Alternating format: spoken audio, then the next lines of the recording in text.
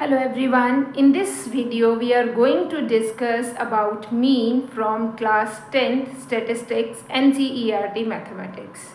In statistics we are having three main topics: mean, median and mode. All these three are called central tendencies. Central tendency means one such value which represents the entire data. एक single value जिसकी help से हम पूरे data का crux निकाल सकते हैं, that is called central tendency. हमारे पास यहाँ पे सेंट्रल टेंडेंसी निकालने के तीन मेथड्स हैं जिनको हम डिस्कस करेंगे: mean, median and mod. Mean को हम कहते हैं एवरेज. मीडियन जो होता है वो मिडल मोस्ट ऑब्जर्वेशन होता है if we will arrange the data in ascending और डिसेंडिंग ऑर्डर. मीडियन एक ऐसी ऑब्जर्वेशन है जो डेटा को दो इक्वल हाफ्स में डिवाइड करती है. Mod is the most frequently occurring observation. Mode एक ऐसी ऑब्जर्वेशन है जो डेटा में सबसे ज़्यादा बार आती है, जिसकी फ्रिक्वेंसी सबसे ज़्यादा है. अगर हम इन तीनों में से पूछें कि किसका सबसे ज़्यादा यूज़ किया जाता है सेंट्रल टेंडेंसी निकालने के लिए किसी डेटा की, तो वो मीन है. मीन का यूज़ इसलिए किया जाता है कि मीन में सारी ऑब्जर्वेशंस का ध्यान में रखा जाता है. मीडियन में तो सिर्फ मिडल मोस्ट लिया जाता है और मोड में उसको लिया जाता है जिसकी फ्रीक्वेंसी सबसे ज़्यादा है. बट मीन की अगर हम बात करते हैं तो mean is sum of all observations divided by total number of observations. मतलब मीन में हम हर एक ऑब्जर्वेशन का ध्यान रखते हैं, राइट. तो सबसे फ्रिक्वेंटली जो सेंट्रल टेंडेंसीज निकालने के लिए हम यूज़ करते हैं वो मीन है. अब हमारे पास बात करते हैं कि हम इस क्लास में क्या क्या पढ़ने वाले हैं. हमारे पास क्लास 10th में मीन के अंडर कौन कौन से टॉपिक्स आते हैं. पहले तो हम निकालेंगे mean for raw data, then mean for discrete और ungrouped data, then mean for grouped frequency distribution table, जब हमारे पास क्लासेस होती हैं और उनकी फ्रीक्वेंसीज होती हैं. अगर हम ग्रुप्ड फ्रीक्वेंसी डिस्ट्रीब्यूशन की बात करें तो इसके अंडर हमारे पास तीन मेथड्स हैं: direct method, assumed mean method and step deviation method. One by one we will discuss all these methods. First of all, what is called mean? Mean is called average. अब हम average raw data में कैसे निकालते हैं. If we are having, अगर मैं आपको बोलूँ find out the mean of first five natural numbers, या फिर मैं आपको बोलूँ find out the mean average of first 5 natural numbers, तो first 5 natural numbers will be 1, 2, 3, 4 and 5. अगर आपको इनका एवरेज निकालना है तो आप क्या करोगे, इन सब का सम करोगे. 1 + 2 + 3 + 4 + 5 divided by total number of observations. What answer you will get? This is 14, not 14, this is 15 divided by 5, right. 5 3s are 15. So what is the mean of first 5 natural numbers? That is 5. Paper में किस तरह के question पूछे जाते हैं? Find out the mean for first 5 prime numbers, find out the mean for first 5 perfect square numbers, right. तो जो भी हमारे पास फर्स्ट 5 प्राइम नंबर्स हैं, फर्स्ट 5 प्राइम नंबर्स हमारे पास कौन कौन से हैं? 2 है, 3 है, 5 है, 7 है, प्लस 11 है, divided by 5. Sum of all observations divided by total number of observations. ये किस में मीन निकालने का मेथड होता है? रॉ डेटा में. चलिए स्टार्ट करते हैं लेक्चर. रॉ डेटा में हमारे पास डेटा किस तरह से दिया होता है, जो किसी भी टेबुलर फॉर्म में अरेंज नहीं होता, जो किसी भी टेबल की फॉर्म में अरेंज नहीं होता. हमारे पास कुछ ऑब्जर्वेशंस सिर्फ दी जाती हैं और हमें उनका मीन फाइंड आउट करना होता है. तो रॉ डेटा में मीन निकालने का क्या फॉर्मूला होता है? Mean is equal to sum of all observations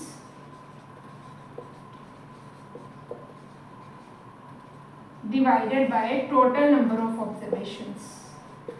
Total number of observations. अब बात करते हैं, अगर हमारे पास, हम ये कॉन्सेप्ट समझने की कोशिश करते हैं. अगर हमारे पास जनरल नंबर ऑफ टर्म्स है, general means we are not having fix number of terms, n number of terms. For example we are having x1, x2, x3 and so on xn terms. There are total how many terms? n terms. Then what is the mean? The mean will be sum of all observations. Mean is generally denoted by x bar, that is x1 plus x2 plus x3 plus xn divided by how many total observations are there? n observations.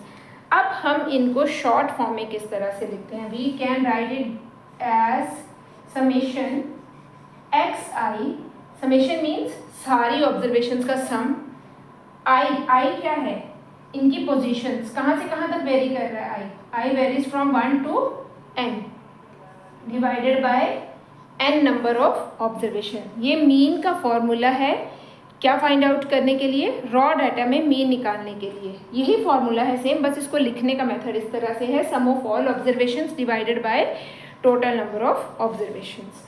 अभी हम बात करते हैं next is mean for ungrouped frequency distribution. This is ungrouped frequency distribution table, या फिर आप ऐसा भी कह सकते हैं discrete frequency distribution table. Discrete होता है जिसमें हमारे पास ग्रुप्स नहीं बने होते, एक सिंगल ऑब्जर्वेशन दे रखी होती है और उनकी फ्रीक्वेंसी दे रखी होती है। मतलब in this data observation 4 occurs how many times, 5 times, 6 occurs 10 time, 9 occurs 10 time, 10 occurs 7 time and 15 occurs 8 time. अब फॉर्मूला तो सेम ही है, sum of all observations, but अब हमारे पास एक ऑब्जर्वेशन सिर्फ एक बार नहीं आ रही है। 4 हमारे पास 5 टाइम्स आ रहा है, 6 हमारे पास 10 टाइम्स आ रहा है। तो अब सम निकालने के लिए हमें क्या करना पड़ेगा, हमें इन दोनों का प्रोडक्ट करना पड़ेगा, xi fi, we have to multiply them both. ये xi क्यों बोलते हैं इसको, actually these observations are called x1, x2, x3, x4, x5 and this is called the particular frequency f1, f2, f3, f4, f5 right. और इन यहाँ पे हम इन सबका क्या निकालेंगे, प्रोडक्ट। अब प्रोडक्ट क्यों निकालेंगे, क्योंकि जो 4 ऑब्जर्वेशन है डेटा में 5 टाइम्स आ रही है, तो अगर 4 5 टाइम्स आ रहा है तो इसका सम कितना होगा, 5 4 ज़ा 20, 6 10 टाइम्स आ रहा है तो सम विल बी 60, 9 भी 10 टाइम्स आ रहा है सम विल बी 90, 10 7 टाइम्स आ रहा है तो सम विल बी 70, 15 8 टाइम्स आ रहा है तो what is the sum will be 120। Now you have to add them all. अब आपको इन सबको प्लस करना है, अगर आप इन सबको प्लस करेंगे यहाँ पे 0,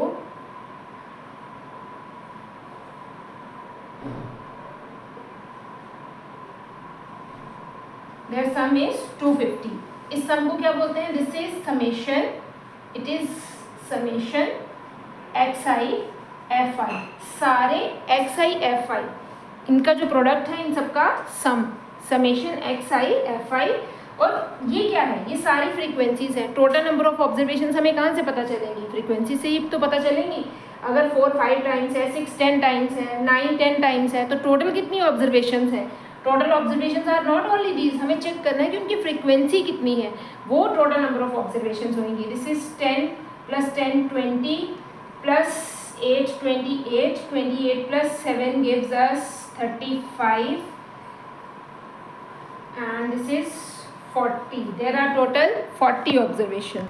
This is called sigma, just summation fi, sum of all observations. अब मीन निकालने का क्या फॉर्मूला होता है, mean for ungrouped data, the formula is summation xi fi divided by summation fi, where I varies from 1 to n, here again I varies from 1 to n। यहाँ पे I कहाँ से कहाँ तक वेरी कर रहा था, 1 to 5 राइट। I कितना भी हो सकता है, 10 ऑब्जर्वेशंस हो सकती हैं, 12 ऑब्जर्वेशंस हो सकती हैं, 20 हो सकती हैं, n number of observations can be there right. तो formula will be sigma xi fi divided by sigma fi। This is mean for ungrouped data. अब हम चलते हैं अपने main topic, that is mean for grouped data with 3 different methods. Firstly we will discuss direct method. Direct method तो almost same ही है, but start कैसे करना है वो देखते हैं। अब हम बात करते हैं ग्रुप्ड फ्रीक्वेंसी डिस्ट्रीब्यूशन टेबल की। ग्रुप्ड फ्रीक्वेंसी डिस्ट्रीब्यूशन टेबल में कुछ टर्म्स हैं जो आपको पहले से पता होनी चाहिए। द फर्स्ट थिंग इज, जो आपका डेटा है वो कॉन्टीन्यूस डेटा होना चाहिए। कॉन्टीन्यूस डेटा कौन सा होता है, the upper limit of the preceding class should be same as the lower limit of the succeeding class. ये दोनों क्या होने चाहिए, सेम होने चाहिए, 20 20 30 30 40 40। पीछे वाली क्लास की अपर लिमिट और आगे वाली क्लास की लोअर लिमिट दोनों क्या होनी चाहिए, सेम होनी चाहिए। This is called lower limit and this is called upper limit right. ये ऊपर वाली साइड की है, ये नीचे वाली साइड की. This is called lower limit, this is all these are called lower limits and all these are called upper limits. अगर हमारी पीछे वाली क्लास की अपर लिमिट और आगे वाली क्लास की लोअर लिमिट दोनों सेम हो जाती हैं तो इसको हम क्या बोलते हैं, कॉन्टिन्यूस डेटा बोलते हैं. अगर हमारा डेटा, और इसको एक्सक्लूसिव डेटा भी बोलते हैं. In exclusive data upper limits are excluded. मतलब अगर हम 10 की बात करें तो 10 यहाँ पे काउंट ना होके नेक्स्ट क्लास में काउंट होगा. 10 to 20 यहाँ पे काउंट नहीं होगा. 20 से पहले वाले सारे नंबर्स यहाँ पे काउंट होंगे, बट 20 नहीं होगा. 20 नेक्स्ट में होगा. Upper limits are excluded. अगर हमारे पास इंक्लूसिव डेटा गिवन है, जैसे फॉर एग्जांपल हमारे पास डेटा हो गया 1 to 10, फिर 11 to 20, फिर हमारे पास है 21 to 30. This is called inclusive data. जब भी हमारे पास इंक्लूसिव डेटा दिया होता है हमें पहले इसको एक्सक्लूसिव में कन्वर्ट करना पड़ता है. और उसको कैसे करते हैं, हम हर एक लोअर लिमिट में से 0.5 माइनस करते हैं और हर एक अपर लिमिट में 0.5 ऐड करते हैं. जब हम इसमें 0.5 माइनस करेंगे तो वी विल गेट 0.5. जब हम इसमें ऐड करेंगे तो वी विल गेट 10.5. अब यहाँ पे हमारा आ जाएगा 10.5, यहाँ पे आ जाएगा 20.5, यहाँ पे आ जाएगा 20.5 और यहाँ पे आ जाएगा 30.5 and it will go like wise. और डेटा कॉन्टिन्यूस हो जाएगा. ये दोनों सेम है, ये दोनों सेम है और डेटा एक्सक्लूसिव डेटा बन जाएगा. मीन मीडियन मोड के क्वेश्चन करते टाइम आपने एक चीज़ का ध्यान रखना है कि आपका डेटा जो है वो एक्सक्लूसिव डेटा होना चाहिए, राइट.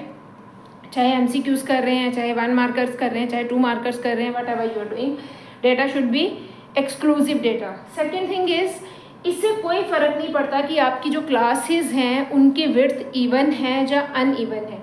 अगर आपके पास अनइक्वल विड्थ की भी क्लासेस आती हैं, डेटा कॉन्टिन्यूस होना चाहिए. अनइक्वल विड्थ की क्लासेस के लिए भी मेथड निकालने का सेम ही तरीका है. उसको सबसे पहले आपने यहाँ पे फ्रीक्वेंसी को एडजस्ट नहीं करना है जैसे हम क्लास 9th में करते थे. हमें एज इट इज़ डेटा के साथ डील करना है जैसे भी वो गिवन है. अभी बात करते हैं, सबसे पहले अगर हम बात करें हमारे पास अगर ग्रुप्ड डेटा दिया हुआ है तो क्वेश्चन को स्टार्ट कैसे करना है. ये लोअर लिमिट होती है, ये अपर लिमिट होती है. मीन निकालने के लिए सबसे पहले हमें निकालना पड़ता है मिड वैल्यू. मिड वैल्यू को हम क्लास मार्क भी बोलते हैं. क्लास मार्क निकालने का हमारे पास फॉर्मूला होता है अपर limit plus lower limit divided by 2. इन दोनों को प्लस करना है, डिवाइड बाय 2 करना है. हमारे पास आंसर कितना आएगा 5. 10 + 20 दिस इज 15.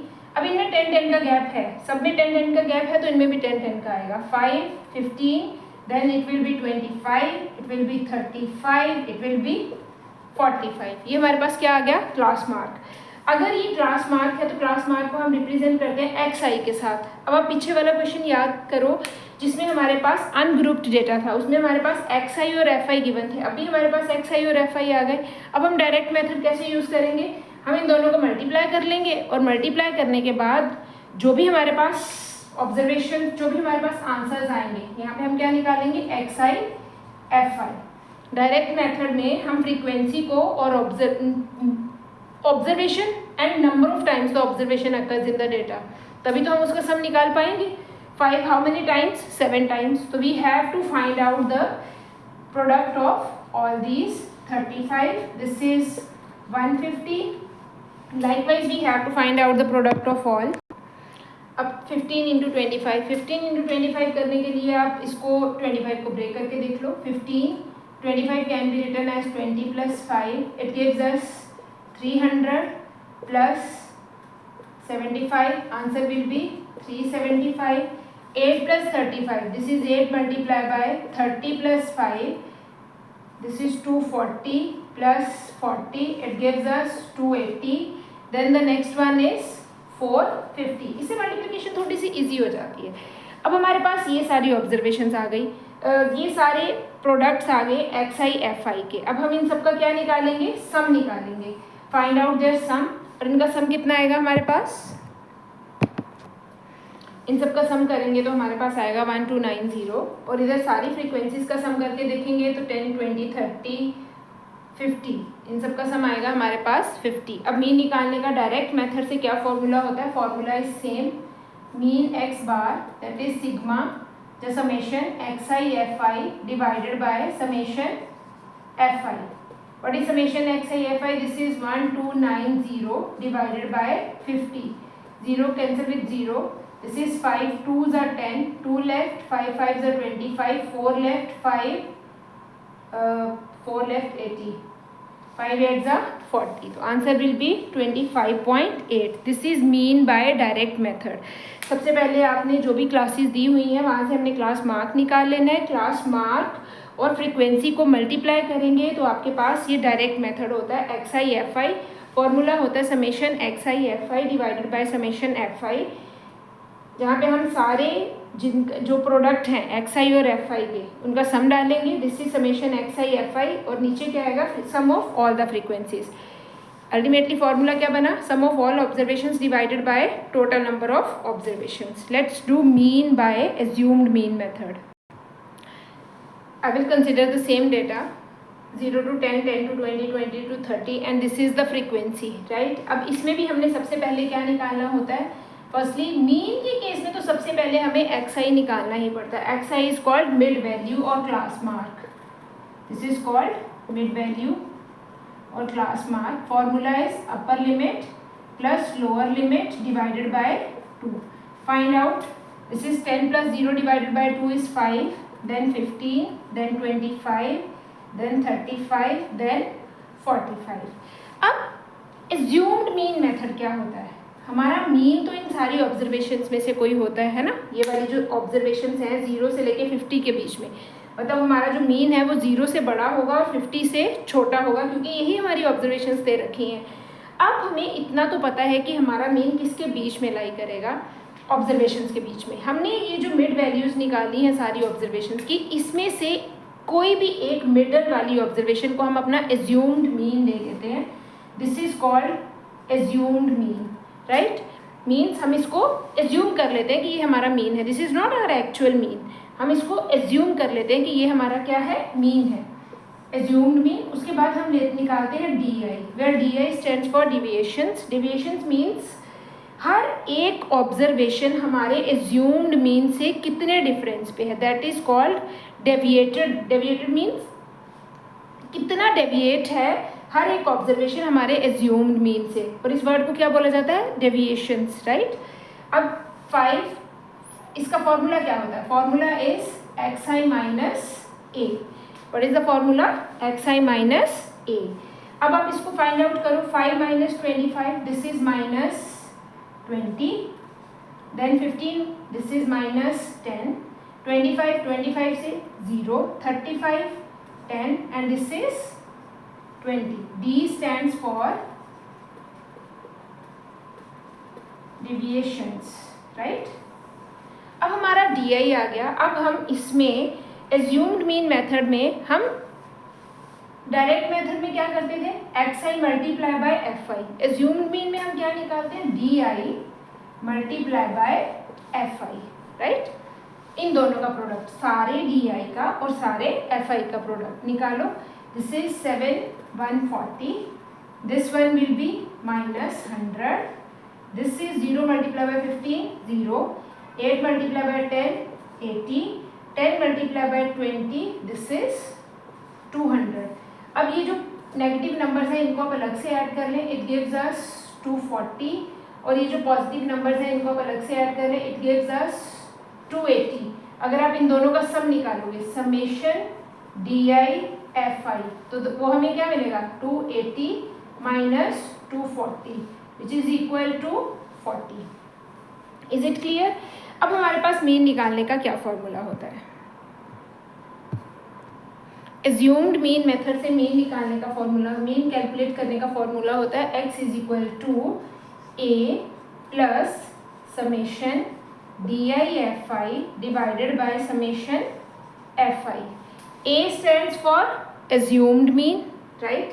एज्यूम्ड मीन जो हमने सारी ऑब्जर्वेशंस में से जो हमारी मिड वैल्यूज आई थी उसमें से जो हमने सेंटर वाला नंबर एक पिक किया था, that is called our assumed mean. इसको हमने सारी ऑब्जर्वेशन में से माइनस किया था, तो मेन फॉर्मूला में हम एज्यूम्ड मीन को क्या करते हैं, plus. This one is 25 plus summation DI/FI. इसकी वैल्यू हमारे पास कितनी आई थी, 40. And what is the summation FI, सारी फ्रीक्वेंसीज का सम कितना था हमारे पास, 50. This is 50. डिवाइड देम, 0 से 0 कैंसिल हो गया, 25 plus 4 divided by 5 gives us 0.8. Answer will be 25.8 is our mean by assumed mean method. Assumed mean method में हमें जो हमारी मिड वैल्यूज़ आती हैं उसमें से एक मिडल वाली ऑब्जर्वेशन को अपना मीन एज्यूम कर लेते हैं, फिर सारी मिड वैल्यूज़ की हमारे एज्यूम्ड मीन से डिफरेंस निकालते हैं, दैट इज़ कॉल्ड डेविएशंस. फिर हम डी आई को एफ आई से मल्टीप्लाई करते हैं. हमारे पास जो आंसर आएगा summation d i F i, formula होता है a plus summation d i F i divided by summation F i. अब करते हैं mean by step deviation method.